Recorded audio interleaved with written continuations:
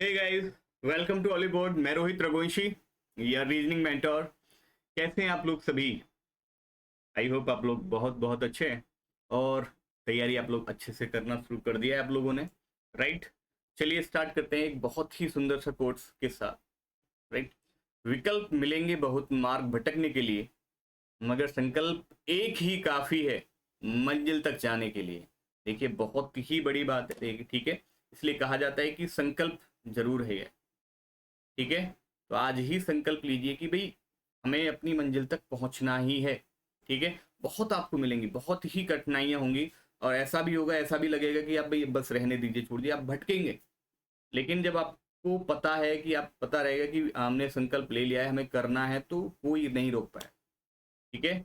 चलिए, तो गाइस आप सभी जानते हैं IBPS PO, SBI PO, IBPS clerk, ठीक है, सभी के नोटिफिकेशंस आपके सामने हैं। बस चैलेंज आपको करना है कि भाई आप कितना अच्छे से तैयारी करते हैं, ठीक है। और सेल्फ स्टडी पे फोकस ज़्यादा करें, प्रैक्टिस पे ज़्यादा ध्यान दें, ठीक है। और हो सके तो वीकली या वीक में 2 से 3 दिन, अभी देखिए जिन्होंने आईबीपीएस पीओ अभी रिसेंटली तैयारी करनी शुरू की है, तो वीक में 1-2 मॉक लगाएं, ज़्यादा नहीं। सिर्फ ध्यान दें, अपने बेसिक्स पे ज़्यादा काम करें और प्रैक्टिस ज़्यादा करें स्टार्टिंग मोड में, राइट? जब 15 to 20 डेज हो जाए तब आप रेगुलर मॉक पर आ सकते हैं, ठीक है ना। लेकिन डे फर्स्ट से ही आप क्या है कि भाई आप मॉक लगा रहे हैं, मॉक लगा रहे हैं, लेकिन आपको समझ तो आना चाहिए ना। ये बिगनर्स के लिए, देखिए देखिए, 2 तरीके के स्टूडेंट्स जरूर मिलते हैं आपको। एक तो बिगनर्स और एक एक्सपीरियंस। एक्सपीरियंस तो सीधा डेली मॉक लगाएं जितना उनसे हो सके, 1-2 जितना उनसे बन पड़े, वो सीधा सीधा मॉक पे काम करें। लेकिन बिगनर्स को ऐसा नहीं करना है शुरुआती में। बिगनर्स को पहले थोड़ा बेसिक आपको क्लियर करना है, ठीक है, जिससे कि आपको एक आइडिया मिल जाता है कि भाई इस तरीके की चीजें पूछी जाती है। तो एक बार स्टार्टिंग में जरूर एक बार कोई भी पर्टिकुलर बैच आप लें, ठीक है, कंप्लीट लें या अलग अलग प्रीलिम्स या मेंस दोनों का अलग लें, या एक कंबाइंड बैच लें, जो भी आपको अच्छा लगे, ठीक है। तो आप उसको एक बार जरूर लें, बिगनर्स, ठीक है। और वीक में आफ्टर 15 डेज वीक में आप मॉक लगाएं, ठीक है। जब आपका बेसिक प्रीलिम्स का सिलेबस आपका कंप्लीट होने लगता है, ठीक है ना, तब आप क्या करें, तब आप लगातार फिर मॉक लगाएं डेली बेसिस, ठीक है। चलिए तो स्टार्ट करते हैं guys. SBI PO mains advance course, ठीक है, 20 सेकंड से स्टार्ट करने जा रहे हैं। देखिए, प्रीलिम्स के साथ मेंस की तैयारी को करना बहुत जरूरी है, और मैं इतना जरूर आपसे कह देता हूँ कि अगर आपने एसबीआई पीओ मेंस का कोर्स कर लिए, तो आपके आगे आने वाले जितने भी एग्जाम्स है आपको उसमें भी बहुत हेल्प मिलेगी, right? So apply code select and then get 40% off, ठीक है। चलिए गाइस, तो गाइस हम आज इस सेशन को लेकर आने का उद्देश्य ये है कि भाई how to prepare reasoning for IBPS PO 2021। बहुत बड़ा एग्जाम है, ठीक है। और आप सभी जानते हैं कि एसबीआई पीओ के बाद जस्ट अगर कोई पैटर्न और कोई अच्छा स्ट्रॉन्ग पेपर है तो आईबीपीएस पीओ, ठीक है। और सब चाहते हैं, सबका एम, सबका उद्देश्य या ड्रीम कह लीजिए, मैं ड्रीम भी कह सकता हूँ, उसमें कोई इशू नहीं है, ठीक है। देखिए, सपना सभी देखना चाहते हैं, पर लेकिन हाँ ये है कि भाई आप अपने आप को संकल्प बनाइए, उसको आप एम बनाइए, उद्देश्य बनाइए उस चीज, राइट? ऐसा नहीं कि सपनों में ही खोते रहें, सपनों में बह जाएं, ऐसा कुछ नहीं होना चाहिए, ठीक है। तो इस पर डिटेल्ड चर्चा करेंगे। सो स्टार्ट करें सेशन। और देखिए, कोई भी अगर आप टेस्ट सीरीज या कोर्स कोई बाय करते हैं तो apply the code Rohit, then get a benefit of this particular course. कोई भी एनी एक्सवाइजेड कोई भी कोर्स आप बाय करते हैं तो डेफिनेटली आपको बहुत अच्छा डिस्काउंट इस पर मिलने वाला है, राइट?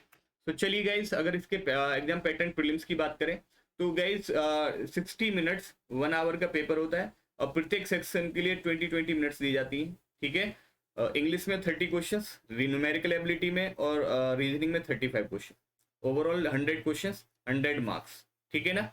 ध्यान रखिएगा, हर एक सेक्शन के लिए 20 मिनट अलॉट है, और जो सेक्शन आपको पहले दिखाया जाएगा उसको ही आपको करना होगा। चलिए गाइस, अगर इसके मेंस के पैटर्न की बात करें तो गाइस रीजनिंग एबिलिटी में नंबर ऑफ क्वेश्चन 45 मिलेंगे, जो कि जिसका वेटेज रहेगा 60, राइट, 60 मार्क्स। और इसके लिए पूरा पूरा 1 आवर आपको, 1 घंटा आपको मिलेगा, 1 hour, right. English language 35 question, 40 marks, 40 ही मिनट आपको दी जाएंगे। क्वांटिटी एप्टीट्यूड देखिए, लेकिन 35 क्वेश्चन कहने के लिए 35 है, लेकिन वाकई में बहुत स्ट्रॉन्ग है। अगर जिसने इंग्लिश पे अच्छे से काम किया है वो तो बहुत अच्छे से टैकल कर लेगा, लेकिन जिसने अच्छे से काम नहीं किया है तो उसको बहुत परेशानी होगी, ठीक है ना। तो इसलिए आज से ही इंग्लिश पे अपना पढ़ना शुरू कर दे, अच्छे से तैयारी करना शुरू करें। क्वांटिटिव एप्टीट्यूड आपका 35 क्वेश्चन, 60 मार्क्स, 45 मिनट्स आपको इसके लिए दिए जाएंगे।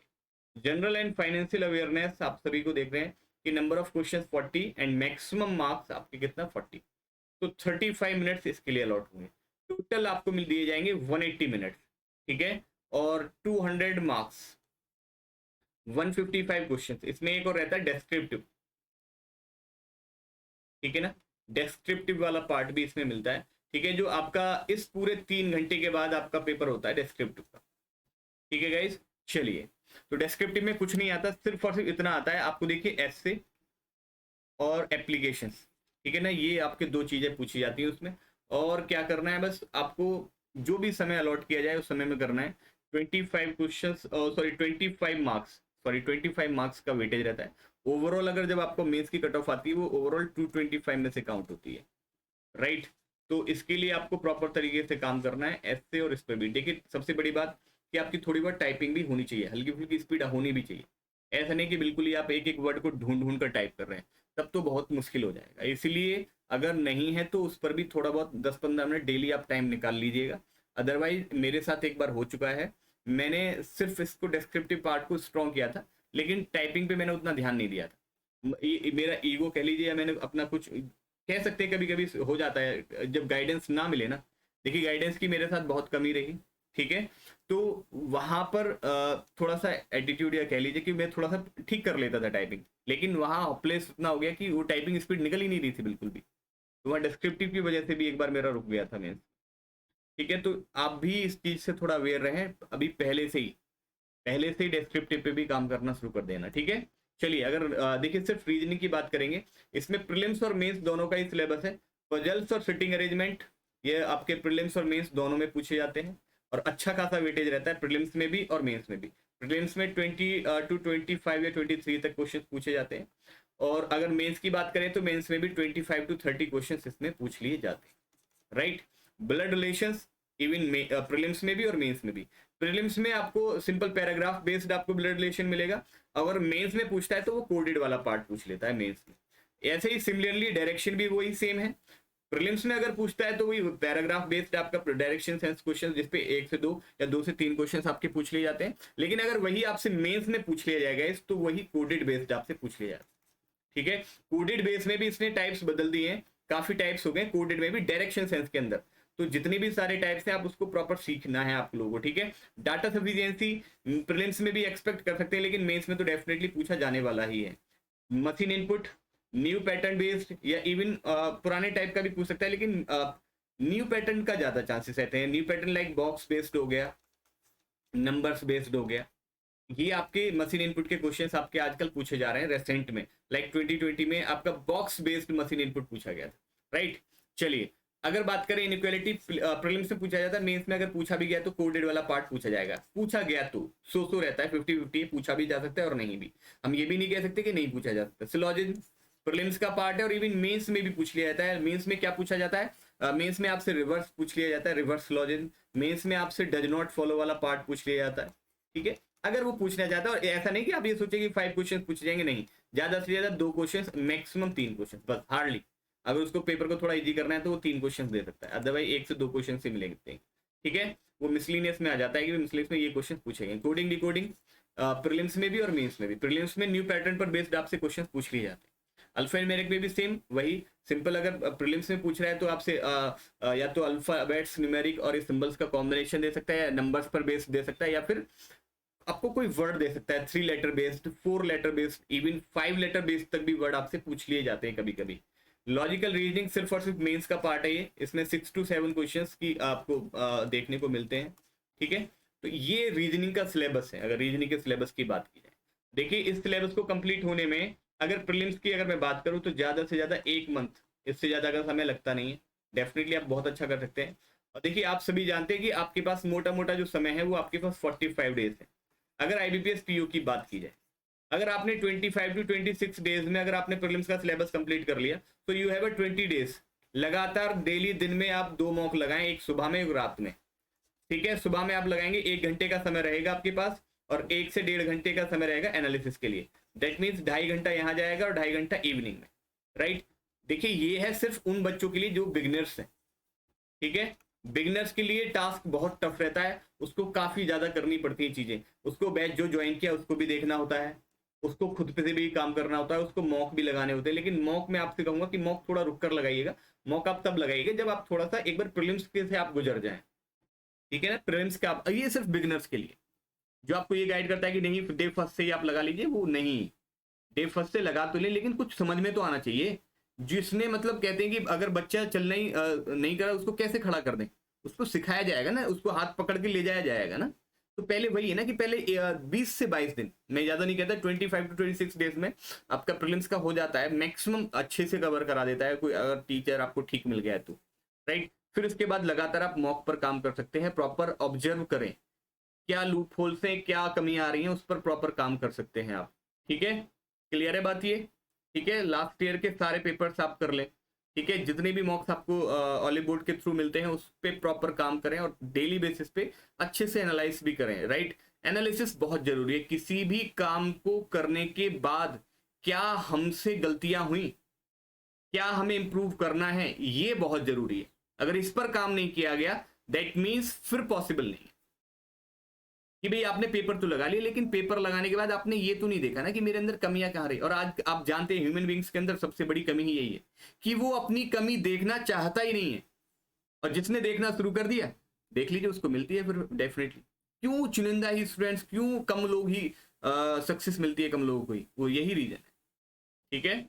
चलिए गाइस, गाइस अगर इसके प्रीलिम्स के कट ऑफ की बात करें, ठीक है, तो प्रीलिम्स में अगर आप जान देखें कि 2020 में 58.75 गई थी, तो अराउंड इसी के आसपास ही घूमेगी 2021 में भी, ठीक है। ओबीसी की 58.50, ज्यादा अंतर नहीं है, 0.25 का अंतर था, राइट। ऐसे ही सिमिलरली एससी एसटी की भी ये कट ऑफ आपको गिवन है, एक बार ले सकते हैं स्क्रीनशॉट अगर देखना चाहें तो। इसकी बात करें मेंस की, मेंस 225 में से 83.50 लास्ट स्टेज की कट ऑफ रही थी, ओबीसी की 78.63। लेकिन हाँ, यहाँ ईडब्ल्यूएस के केस में आपको काफी फायदा मिला है, 75.75, काफी डिफरेंस होता है गाइज, बहुत डिफरेंस होता है, ठीक है। आई थिंक 7.25 का, आई थिंक मुझे ऐसा लग रहा है 7.25 का, 75 76 इसको मान लेते हैं, 4 और 3 7, हाँ वही 7 to 7.5 के आसपास का डिफरेंस है, ठीक है। तो काफी डिफरेंस होता है, राइट। तो ईडब्ल्यू जो स्टूडेंट चाहते हैं कि भी जो इकोनॉमिकल वीकर सेक्शन वाली कैटेगरी में है तो बनवा सकते हैं इसको, ठीक है। प्रीलिम्स में तो आपको ना मिले ज्यादा फायदा, लेकिन हाँ, और प्रीलिम्स के मार्क्स जुड़ते भी नहीं है, आपको सबसे ज्यादा फायदा मेंस में मिलना चाहिए, और मेंस में ही मिलता भी है भाई। अगर जनरल कैटेगरी 83 और ईडब्ल्यूएस 75, तो काफी डिफरेंस है, इवन ओबीसी को भी आपने निकाल दिया पीछे, राइट। तो चलिए, जो इस कैटेगरी में है वही सिर्फ इसको देख ले, ठीक है। चलिए गाइस, तो ये मेंस की कट ऑफ रही है 2020 की। अगर इसके ओवरऑल फाइनल की बात करें, ठीक है, फाइनल की बात करें तो फाइनल आपका ये देख सकते हैं, टोटल आपका 100 में से आपका होता है इसमें से, राइट। तो भाई ये आपको दिए गए 62.98, ठीक है। तो ये गया है मैक्सिमम, अगर इसके जिसने भी मैक्सिमम स्कोर किया है उसको डेफिनेटली अलॉटमेंट मिल गया है। लेकिन मिनिमम स्कोर वालों को ऐसा नहीं है, नहीं, उनको ऐसा भी हो सकता है, या तो मिल भी सकता है, अकॉर्डिंग टू डिपेंड करता है किस तरीके की सिचुएशन है। या हो सकता है कि उनको वेट करने के लिए नेक्स्ट होता है ना कि रिजर्व वाला केस रहता है, आपको नेक्स्ट ईयर आपको, या जो भी आपको, अकॉर्डिंग टू डिपेंड करता है कि स्टूडेंट्स ने कितनों ने किया। देखिए कुछ ऐसे भी होते हैं सिर्फ देने ही जाते हैं, आप इवन आफ्टर फाइनल सेक्शन भी ले लेते हैं लेकिन ज्वाइन नहीं करते हैं, तो उस केस में चीजें रहती हैं, राइट। तो ये फाइनल कट ऑफ की बात। चलिए, अब आपने करना है तैयारी। देखिए गाइस, हमें हमारे पास है 45 डेज, 45 दिन है हमारे पास, ठीक है। और सबसे बड़ी बात मैं आपको बता दूं, इन 45 डेज से पहले पहले आपको एसबीआई पीओ भी आप दे देंगे, इवन नवंबर के लास्ट में आपको देखने को मिल सकता है ना। और आईबीपीएस क्लर्क भी, आईबीपीएस क्लर्क भी, ठीक है। तो 3 एग्जाम आपके बड़े बड़े एग्जाम्स, काफी 3 एग्जाम्स एक साथ हैं, ठीक है। और ऐसा तो है नहीं। देखिए, मैं सबसे बड़ी बात आपको बता दूं, बहुत सारे स्टूडेंट्स कहते हैं ना, सिर्फ फिक्स कर लेते हैं कि मुझे तो आईबीपीएस पीयू में ही जाना है, ऐसा मत कीजिएगा, ठीक है। बैंकिंग या इंश्योरेंस से रिलेटेड जो भी एग्जाम्स आए, एक भी आपसे स्किप होना नहीं चाहिए। भले ही आप सिलेक्शन ला लें, लेकिन आप वहां से एक्सपीरियंस ले सकते हैं, अपना अनुभव ले सकते हैं कि किस तरीके का पैटर्न है। देखिए, भले ही कितना भी आप मॉक अप्लाई कर ले, मैं मानता हूं कि आपको बहुत कुछ सीखने को मिलता है मॉक से, लेकिन जो लाइव एक्सपीरियंस होता है वो आपको वहीं पता चलता है जब आप एग्जामिनेशन में बैठे होते हैं। लेकिन उन्हीं स्टूडेंट्स को पता चल पाता है जो तैयारी के साथ जाते हैं, जो स्टूडेंट्स कुछ तैयार होकर ही नहीं जाते, उनको पता ही नहीं है, वो अगर बैठ जाए तो उन्हें क्या ही फर्क पड़ने वाला, वो घर पे भी मॉक दे रहे हैं वो भी सेम, और वहां भी दे रहे हैं वो भी सेम लगता है, उनको फर्क ही नहीं। लेकिन जो अच्छी तैयारी के साथ जाता है तो उसको फील भी होता है, उसको पता भी लगता है कि हाँ किस तरीके का क्या प्रेशर होता है। प्रेशर क्या, वर्ड बोलने में आसान है लेकिन समझ में तब उसी वक्त में आता है जब आपको परफॉर्मेंस दिखाने का मौका मिलता है। ठीक है, हर इंसान अपना एफर्ट, देखिए हर कोई आज के समय में हर कोई एफर्ट पूरा 100% लगाना चाहता है और लगाता भी, राइट। तो और हर कोई, देखिए आज जो समय है सब गाइडेंस लेते हैं, प्रॉपर तरीके से टीचर के गाइडेंस में रहते हैं, कोई नहीं होता। ठीक है, लेकिन क्यों ऐसा हो जाता है कि बहुत कम स्टूडेंट्स कर पाते हैं इस चीज को? तो वो यही रीजन है कि वो खुद पे काम नहीं करते हैं, कि वो खुद पर कभी बिल्कुल नहीं ध्यान देते हैं। वो ये सोचते हैं कि टीचर ने करा दिया है, टीचर की जिम्मेदारी है, क्योंकि मैंने तो इसको रुपए दिए हैं, मैंने फीस सबमिट की है, अब इसकी जिम्मेदारी है, यही कराएगा सिलेक्शन। लेकिन गाइज अगर मैं आपको सच्चाई बताऊं तो देखिए, रेस्पॉन्सिबिलिटी, जिम्मेदारी किसकी है? सपना, ड्रीम किसको, अपना एम, उद्देश्य किसको पूरा करना है? जो संकल्प लिया है वो आपने ही लिया है, तो रेस्पॉन्सिबिलिटी भी आपकी है। तो उस रेस्पॉन्सिबिलिटी को पूरा करने के लिए टीचर आपको गाइड करेगा, टीचर आपको सिखा सकता है, लेकिन उस पर काम करना, उस पर प्रैक्टिस करना, उसको रिवाइज करना, ये आपका काम। ठीक है, आप ये सोचिए कि भाई विद इन अ टाइम, देखिए टाइम आप जानते हैं बहुत कम समय है, इस कम समय में टीचर सिर्फ आपको सिखा सकता है, समझा सकता है। लेकिन आप सोचिए कि टीचर आपको डेली एक टॉपिक पर 100 क्वेश्चन, तो वो पॉसिबल नहीं है। वो आप ही कर सकते हैं, रातों को पूरी रात रात भर जग कर, पूरी कहते हैं कि जब तक वो चीजें हो ना जाए। जैसे मान लीजिए आप अपने टारगेट फिक्स किया कि भाई मुझे तो आज पजल्स के आज 50 क्वेश्चंस करने हैं, तो ये टारगेट आपको ही पूरा करना है, ये टीचर को थोड़ी नहीं करना। ठीक है, टीचर तो आपको बता देगा कि भाई पजल्स में इस तरीके की चीजें पूछी जाती हैं, और देखिए मैंने इस टाइप से आपको ये पैटर्न आपको करा दिया है, अब इस पर बेस्ड जो क्वेश्चंस है आप चाहे गूगल कीजिए, चाहे आपको ऑलीबोर्ड प्लेटफॉर्म से जो क्यूजियस मिले हैं आप वहां से प्रैक्टिस कीजिए। ठीक है, और जो भी डाउट होता है वो पूछिए मुझसे, बस टीचर इतना कर सकता है। टीचर ये हर बार आपसे हर पल ये कहेगा कि भाई आप मुझसे जो पूछना है पूछ सकते हैं, जो डाउट है आप डाउट मुझसे क्लियर कर सकते हैं, लेकिन आप ये कहें कि भाई पूरा प्रैक्टिस भी आप ही कराएं, आप ही सारे वो क्वेश्चंस दे दें जो एग्जामिनेशन में हूबहू ऐसा देखने को मिलेंगे, तो रीजनिंग और क्वांट में तो ऐसा नहीं होता। हाँ, जनरल अवेयरनेस में ऐसा हो जाता है कि भाई ऑब्वियसली जो पढ़ा है वो आपको देखने को मिलता भी है डेफिनेटली, लेकिन मान लीजिए कोई पजल मैंने कराई तो उससे मिलती जुलती पजल आएगी, आप ये कहें कि भाई जैसा नाम है नंबर से वैसे ही सेम देखने को मिल जाए, तो वो ऐसा नहीं होता। ठीक है, चलिए, तो गाइज आपको क्या करना है, आपको देखिए मैं बता चुका हूं कि प्रीलिम्स और मेंस दोनों को साथ लेकर चलना है। ठीक है, समझ रहे हैं बात? ये यहां से जो बिगिनर्स है वो कोई भी एक बैच ज्वाइन कर लें, और जो आपके एक्सपीरियंस है वो प्रॉपर मॉक लगाएं ठीक से अच्छे तरीके से, और देखें हमने क्या कमियां की हैं और उस पर प्रॉपर तरीके से उसको ओवरकम करने की कोशिश करें जितना जल्दी कर सकते हैं। ठीक है, दो लगाएं, एक्सपीरियंस स्टूडेंट 2 मॉक डेली लगाएं। ठीक है, एक सुबह एक इवनिंग में, राइट, और बीच वाले ड्यूरेशन में आप उस पर काम करें, राइट। लेकिन ध्यान रखें मॉर्निंग में करंट अफेयर और वॉकअप पे काम जरूर करें, रात को उसको रिवाइज करके इस ये टारगेट होना चाहिए। ठीक है, तभी आप अचीव कर सकते हैं। और अगर बिगिनर्स के लिए बात की जाए, जिन्होंने शुरुआती फेज, उनका स्टार्टिंग फेज है, तो उनको क्या करना है, उनको कोई भी एक बैच ज्वाइन कर लेना। उसके लिए आपको देखिए 4 आवर्स तो उसके लिए लगने ही लगने हैं कि भाई पूरे बैच को एक बार देखना। ठीक है, फिर जो आपको प्रैक्टिस करने के लिए क्वेश्चन दिए जाएंगे उस पर्टिकुलर सेशन में, आप उसको प्रॉपर प्रैक्टिस करें। दूसरी चीज आप क्या करें, देखिए उसके लिए करंट अफेयर, जैसे आप देखिए करंट अफेयर देख रहे हैं तो डेली बेसिस पे करंट अफेयर देखें, राइट। वोकेब आप खुद से भी पढ़ सकते हैं, like Indian express, the Hindu और टाइम्स ऑफ इंडिया, जो भी आपको न्यूज़पेपर लगता है कि हमारे लिए बहुत अच्छा है, आप वहां से एक तो रीडिंग स्किल्स पे काम जरूर करेंगे। ठीक है, रीडिंग स्किल को इम्प्रूव करें हर हाल में।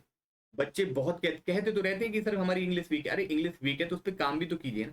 काम कुछ नहीं करना, हमारी इंग्लिश वीक है आप बता दीजिए, बताने से अगर चीजें होने लगती तो फिर तो हो गया।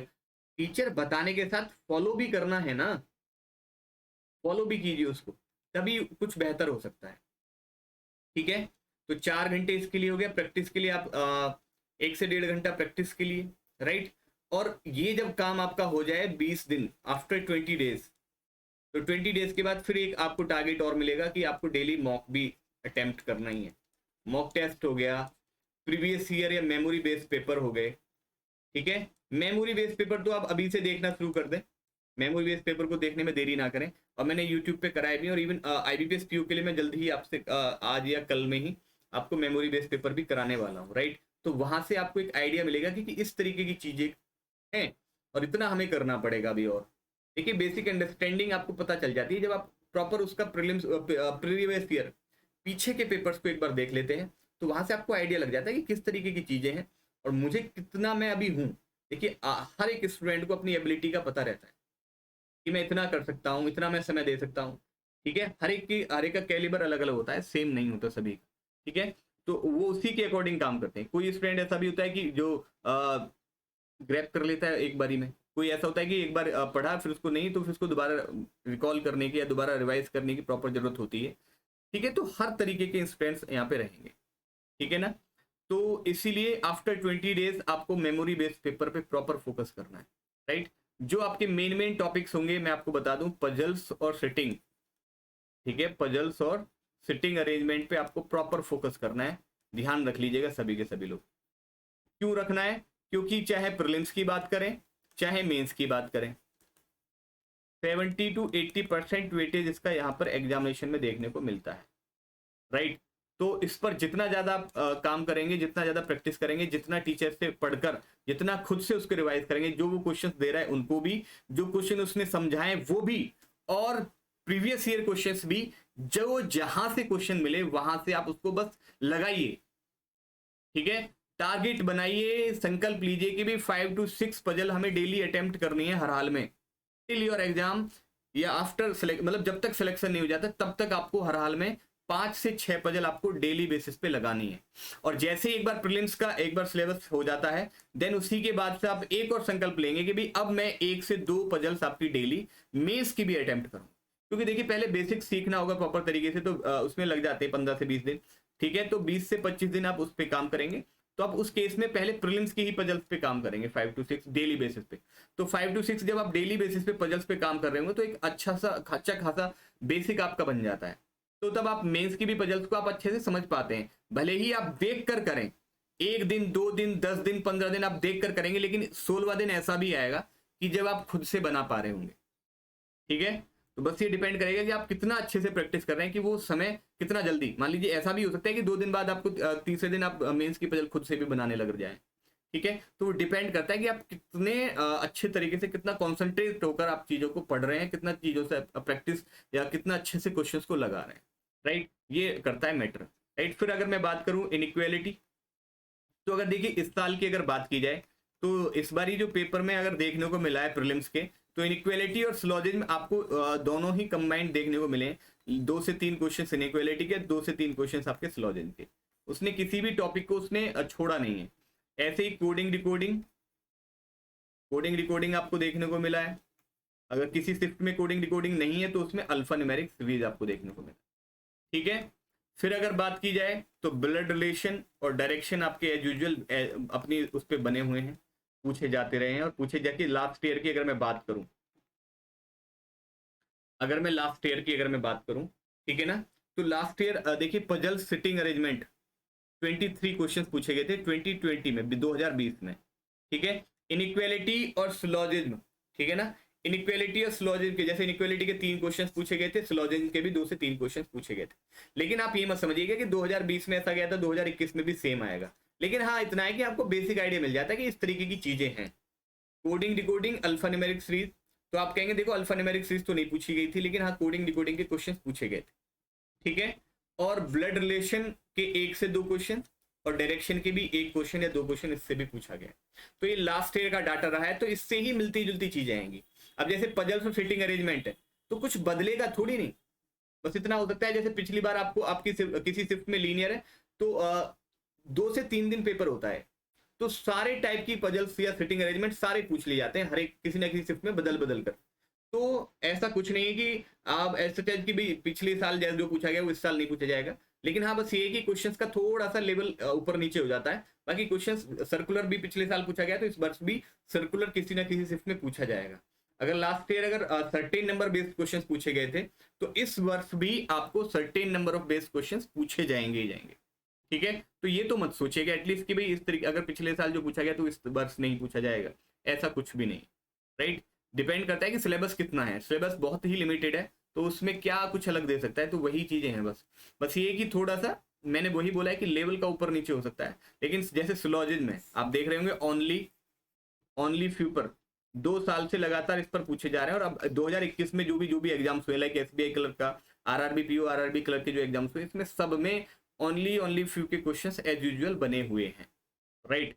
ठीक है, अगर आपने एसबीआई क्लर्क का दिया है तो आपको ज्यादा काम करने की जरूरत पड़ेगी नहीं, आप सिर्फ मॉक लगाएं, एटलीस्ट वो वही होंगे जो एक्सपीरियंस होंगे। लेकिन जिसकी अभी ग्रेजुएशन हुई है, जिसका रिजल्ट अभी आसपास ही आया है और वो आईबीपीएस पीयू का एम बनाकर बैठा है, तो उसको ये सब करने होंगे प्रॉपर तरीके से, ठीक है। लेकिन मेंस को साथ में लेकर चलेंगे, मेंस को बिल्कुल भी हम नजरअंदाज नहीं करेंगे, मेंस को हम साथ लेकर चलने वाले, ठीक है। तो देखिए, आई होप आपको बहुत कुछ सीखने को मिला होगा, ठीक है ना। और भी कोई डाउट्स रहते हैं तो कमेंट सेक्शन में एक बार बताया जरूर करें कि किस तरीके की चीजें और आपको चाहिए, वो मैं पूरी कोशिश करूंगा कि आपको बताऊं, मैं आपको समझाऊं, ठीक है। और देखिए, जितना आप प्रॉपर सीखेंगे और समझेंगे और जानने की जिज्ञासा आपके अंदर होगी, उतना ही जल्दी आपको चीजें जो आप चाहते हैं वो मिलेंगी, ठीक है। तो जिज्ञासु होना बहुत जरूरी कि ये क्या है, ये क्या होता है। एक टीचर है बहुत ही यूट्यूब पे बहुत ही फेमस है, वो भी ये भी करंट में, आप सभी जानते हो, मैं नाम नहीं ले सकता, लेकिन मुझे ज़्यादा बताने की जरूरत नहीं, आप समझ गए होंगे। तो उनके अंदर भी बहुत ज़्यादा जिज्ञासु थे, हर चीज़ को जानने की उनकी इच्छा रहती कि भी ये क्या है, ये क्या ऐसे क्या होता है। तो आज देखिए, उनका एक्सपीरियंस वहाँ काम आ रहा है, सारी की सारी चीज़ें वो अपना पूरा जो पुराना उन्होंने इकट्ठा किया, आज वो पूरा का पूरा यूट्यूब पर दे रहे हैं और उसी से देखिए कितना फेम और मिल रहा है उनको। तो आप बिल्कुल भी हिचक और झिझक नहीं होनी चाहिए, पूछा करें, डाउट्स क्लियर किया करें। डाउट्स अगर मन में रह जाए तो कभी भी नहीं हो सकता सिलेक्शन। जब तक संदेह रह जाएगा तो संदेह तो आपको रोक देता है ना सिलेक्शन से, तो संदेह एक भी मन में नहीं रहना चाहिए, ठीक है। जो भी मन में बात आए, जो भी आपको लगे कि भाई ये मुझे पूछना चाहिए, डेफिनेटली बिल्कुल निसंदेह आप मुझसे पूछें, ठीक है। सेशन कैसा लगा कमेंट सेक्शन में एक बार बताइएगा। Will target for IBPS PO, बहुत जल्द ही मैं आपको इस पर मेमोरी बेस पेपर आपको लेकर आने वाला हूँ, इवन या तो हो सकता है कि आज ही या फिर कल, नेक्स्ट डे, ठीक है। चलिए guys, thank you so much, bye bye, take care.